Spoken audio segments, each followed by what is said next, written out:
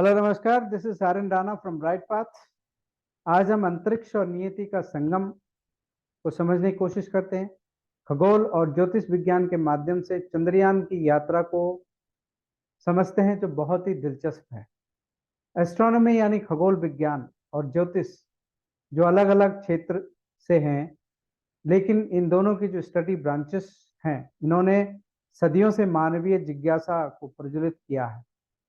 जहाँ एस्ट्रोनॉमी एक साइंटिफिक और वैज्ञानिक तरीके से ब्रह्मांड को समझने के लिए गहराई में उतरती है, वहीं ज्योतिष जो है ग्रहों या आकाशीय पिंडों के माध्यम से नियति के ताने बाने को पिरोती है।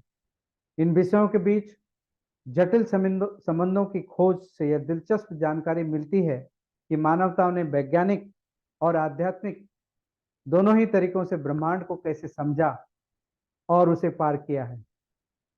23 अगस्त 2023 को वैश्विक कल्पना को प्रभावित करने वाले एक महत्वपूर्ण मोड़ में भारत ने एक असाधारण उपलब्धि हासिल की है।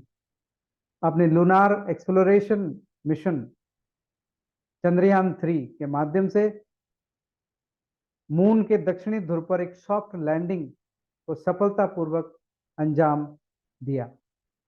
इस उल्लेखनीय उपलब्धि ने न केवल भारत के अंतरिक्ष अभियान पर एक अमिट छाप छोड़ी है, बल्कि पूर्व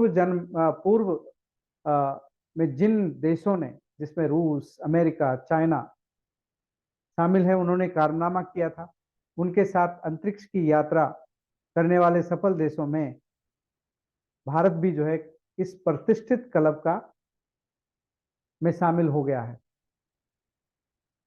और ये विजय आकस्मिक नहीं थी। ये सफलता धैर्य, दृढ़ संकल्प और सावधानी पूर्वक बनाई गई योजनाओं से मिली। 14 जुलाई 2023 को जब भारत का लैंडर विक्रम के साथ चंद्रयान-3 के साथ अपनी यात्रा पर निकला, तो यह कई पिछले अंतरिक्ष अभियानों द्वारा रखी गई नींव के ऊपर खड़ा था, जो अंतरिक्ष एक्सप्लोरेशन के क्षेत्र में देश की शक्ति और उत्कृष्टता का एक बड़ा प्रमाण है।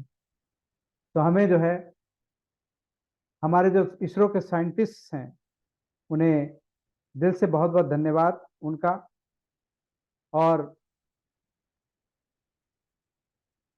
ये जो पूरी टीम इसरो की है, इसे हम दंडवत प्रणाम करते हैं, इनका हार्दिक आभार करते हैं, क्योंकि ये इन्हीं की मेहनत थी जो रंग लाई है।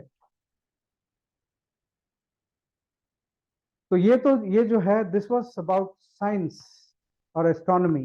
Now let's look at the role of the stars in making of this entire thing worthwhile.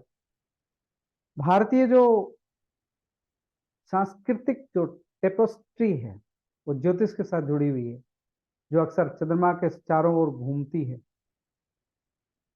चंद्रमा जो है वो पृथ्वी का चक्कर लगाता है, और इनमें जो है 27 नक्षत्रों में ज्योतिष का जो 27 नक्षत्र हैं, उसके माध्यम से जब चंद्रमा की इनमें गोचर होता है, तो उसे शुभ और अशुभ तरह के विविध योग ये चंद्रमा बनाता है। हाल ही के चंद्र अभियानों के संदर्भ में इन योगों की जांच से एक दिलचस्प तस्वीर पेश होती है। और जुलाई में मैंने ग्रह नक्षत्रों के इन योगों के आधार पर चंद्रयान-3 की सफलता की भविष्यवाणी भी की थी, जिसका लिंक मैं आपको इसी वीडियो के माध्यम से दे रहा हूँ। चंद्रयान-3 की जो यात्रा शुरू हुई थी, वो वृद्धि जैसे शुभ योग में हुई वृद्धि।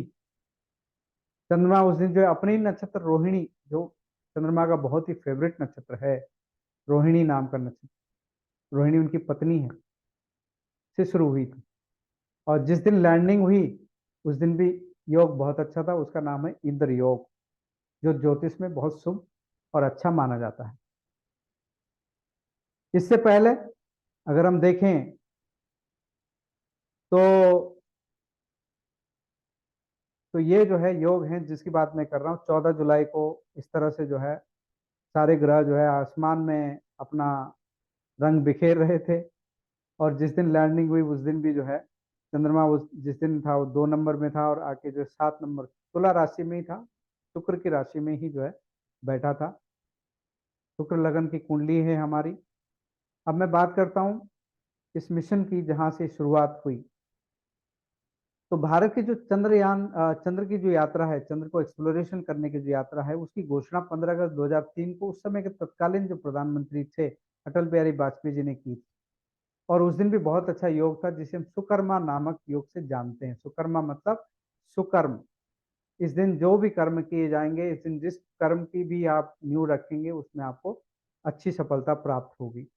और अंततः जो है ये चंद्र अभियान जो है 22 अक्टूबर 2008 को साध्य नामक शुभ योग में लॉन्च किया गया। साध्य नामक, साध्य मतलब इसमें आपको अवश्य ही साध्यता मिलेगी, सफलता मिलेगी।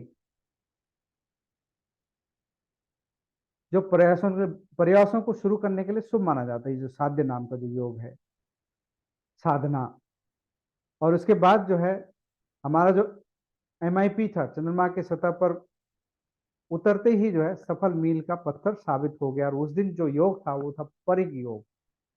परिग योग ऐसा होता है कि उस दिन आपको कोई असफल नहीं कर सकता। और उस दिन उसके बाद शिव योग भी था उसी दिन। परिग योग खत्म होने के बाद शिव योग, जो चंद्रमा का गोचर बदल चुका होगा। चंद्रमा पर भारत की उपस्थिति हमेशा के लिए उस दिन अंकित हो गई।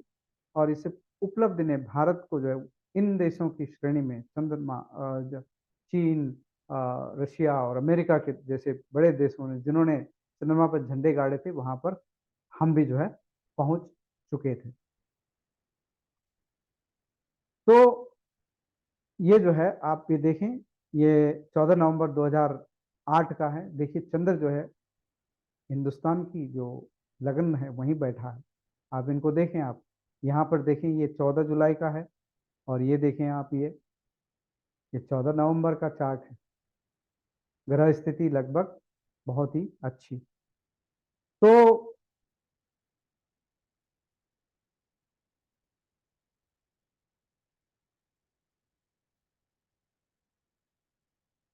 लेकिन अगर समय ठीक ना हो, समय अगर आपके अनुकूल ना हो, तब क्या होगा?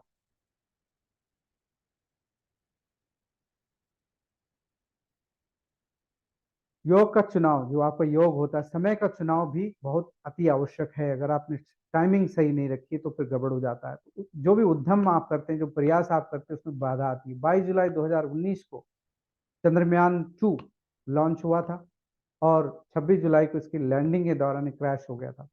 तो जब इसकी शुरुआत हुई 22 जुलाई को, उस दिन भी जो है योग अतिगंड नाम का बहुत खराब योग। और लैंडिंग के दिन अगर देखें आप तो विषकुंभ योग लगा हुआ था। तो इस खराब योग से जो है आपको जूझना पड़ता है। मिशन को असफलताओं का सामना करना पड़ा। और लैंडर भी जो है, विक्रम नाम का लैंडर जो है, वो भी सही तरह की लैंडिंग करने में विफल रहा। इसी प्रकार जो है हाल ही में 11 अगस्त को जो है रशिया ने 47 सालों के बाद जो है अपना मिशन शुरू किया। फिर से लूनार मिशन जो है उन्होंने शुरू किया। लेकिन इसका जो शुरुआत हुई, लूनार 25 नाम इसको दिया गया, वो जो है व्याघात नाम का जो बहुत खराब योग होता है उसमें इन्होंने लॉन्च किया। और अफसोस की बात है कि जो इनका मिशन का जो लैंडर है 19 अगस्त को ही एक खराब कक्षीय पैतरेबाजी के बाद चंद्रमा की सतह पर दुर्घटनाग्रस्त हो गया। तो आप समझ सकते हैं कि योग, ज्योतिषीय योग, ग्रहों का योग कितना महत्वपूर्ण है सफलता प्राप्त करने के लिए हमें अपने प्रयासों में। नहीं तो समय नहीं लगता, आपकी पूरी मेहनत पे पानी फिर जाता है।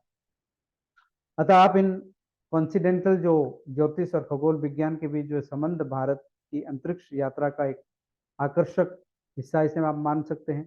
खगोल विज्ञान अनुसंधान और अवलोकनों, रिसर्च पर जो आधारित ये जो एस्ट्रोनॉमी है, ये बहुत ही सशक्त विज्ञान है। वहीं ज्योतिष एक विश्वास प्रणाली है जो आकाशीय पिंडों या ग्रहों की स्थिति से जो है को पृथ्वी और ब्रह्मांड पर होने वाली चीजों से जोड़ती है। भले इन दोनों के विचारों का मिश्रण असामान्य लग रहा हो, लेकिन यह भारत के समाज में सांस्कृतिक मान्यताओं के महत्व को दर्शाता है और हमें अपनी सफलता की संभावना को बेहतर करने के लिए दोनों क्षेत्रों पर ध्यान देने की आवश्यकता है और ध्यान देना चाहिए। जैसा कि भारत ने अंतरिक्ष एक्सप्लोरेशन में अपनी यात्रा जारी रखिए। चंद्रमा के दक्षिणी ध्रुव पर चंद्रयान 3 की सफल लैंडिंग सिर्फ टेक्नोलॉजी और इनोवेशन ही महत्व नहीं रखती, इस यह देश की ताकत और टीम वर्क को दर्शाता है।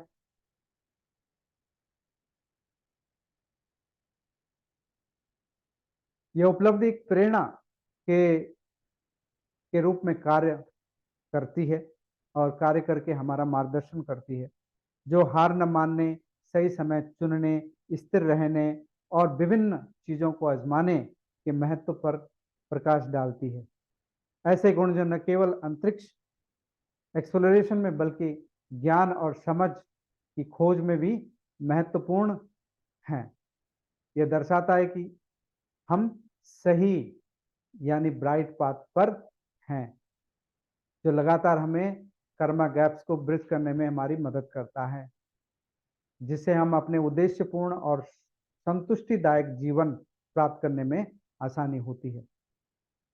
अंत में मेरा ये मानना है कि चंद्रयान 3 की जो सफल सॉफ्ट लैंडिंग के साथ अपने शिखर तक पहुंचने की जो भारत की यात्रा है और एक्सप्लोरेशन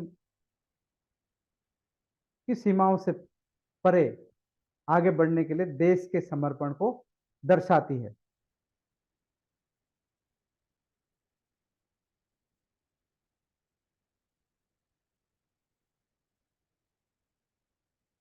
भारत के अंतरिक्ष एक्सप्लोरेशन की कहानी वैज्ञानिक विशेषज्ञता और सांस्कृतिक मूल्यों से बुनी गई एक एपिस्ट्री यानी हस्तकला से बनी रंगीन चित्रकारी का प्रतिबिंब है, जो हर किसी के लिए मूल्यवान सबक से भरी यात्रा को समेटे हुए है।